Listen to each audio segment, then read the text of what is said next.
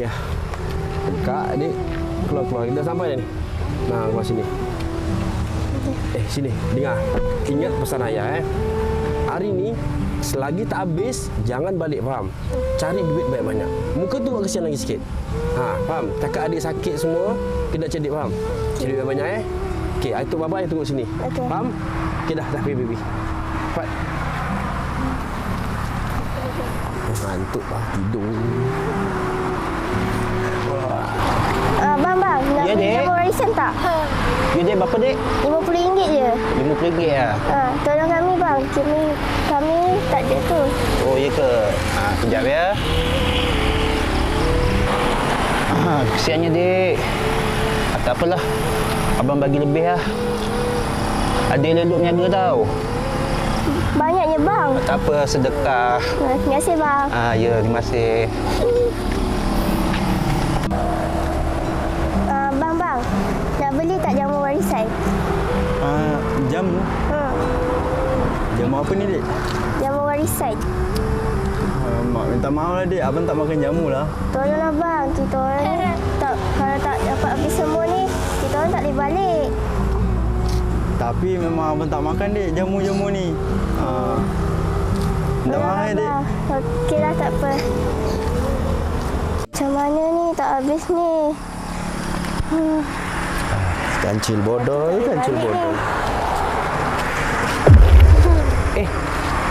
Kalisha. Puasu. Buat apa ni? Jual jamu warisan. Lah, siapa suruh ni? Ayah. Ayah suruh. Dah lama ke jual ni? Dah lama pun. Ya Allah, dah malam macam ni tak balik lagi. Kenapa tak balik lagi? Ayah kata suruh habiskan ni dulu baru boleh balik. Astaghfirullahalazim. So memang selama ni Kalisha yang jual semua ni? Ayah mana ayah? Ayah kat sana. La ilaha illallah, siannya anak buah Pak Usu. Jom, Pak Usu teman kan? Jumpa ayah jap. Jom. Okey. Pusu, janganlah nanti ayah marah. Marah kenapa? Tak apalah, jumpa je. Jumpa ayah sekejap Pak Usu ada benda nak cakap. Jangan, nanti ayah marah. Tak apa. Pak Usu tanggung. Okey, jom. Ish, ada pun nak kacau pula apa ni. Salam. Jan. Apa ni? Ni tak habis lagi ni. Kenapa ke sini? Tak. Sekarang ni kenapa betul ke apa yang saya nampak ni, bang? Dah betul lah, betul. Aku suruh dia orang jual.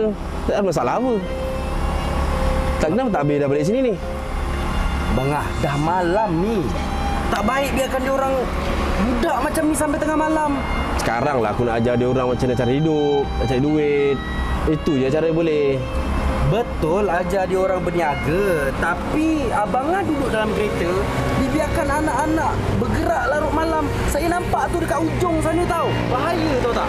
Ni anak aku tahu. Ni hal aku tahulah macam mana anak aku. Kau pun naik kereta kancil pun. Kau ada boleh naik kereta macam gini ya? Sekarang ni cara nak dapat duit macam ni je. Aku buat cara halal. Ini benda halal. Bukan haram pun. Tak, kau cakap apa dengan ni? Pak Cu? Tak ada. Dia tak ada cakap apa-apa. Sekarang ni bang, saya sendiri nampak anak buah saya macam ni. Saya tak sampai hati. Okeylah bang, biarlah abang nak cakap saya naik kereta kancil. Saya tak ada masalah. Tapi kalau saya jadi abang, saya malu abang. Pakai kereta besar. Tapi rupanya anak-anak buah saya ni yang terpaksa cari duit. Kak, kau terpaksa ke kak? Ayah suruh cari duit mengajar kan untuk korang makan juga kan? Abang, sepatutnya kita ni orang tua yang cari nafkah untuk anak-anak.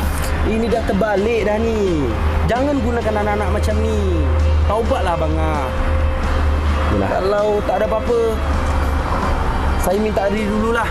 Saya harap benda ni tak terjadi lagi lah.